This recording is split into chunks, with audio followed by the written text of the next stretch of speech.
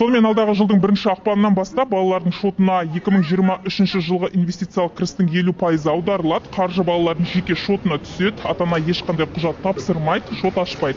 Бәрін үкімет өзі реттейді. Бір ескерерлігі жеке сәйкестендіру нөмірі, яғни ИИН дұрыс болу керек. Ата-аналарға өздерінің балаларының жеке сәйкестендіру нөмірінің болуы және оның егов порталында тіркелгенін тексеріп қойған жөн.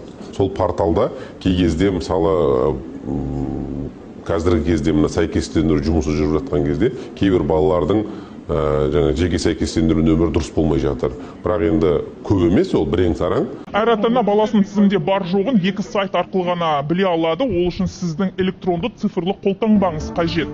Біріншісі enpf.kz және egov.kz. Қаражат қолма-қол берілмейді, есеп-қисапты онлайн ғана бақылайсыз. Балаңыз 18-ге толғанда бұл көмекті 2 керегіне ғана жұмсай алады. Баспананың бастапқы жарнасына немесе оқу орнының ақысын төлейді. Ақша доллармен аударылады, шешіп алар кезде сол сәттегі курспен ауыстырылады. Есеп-қисапқа салсақ, бала 18 жасқа толғанда шотына 1,5 миллион теңге жиналады.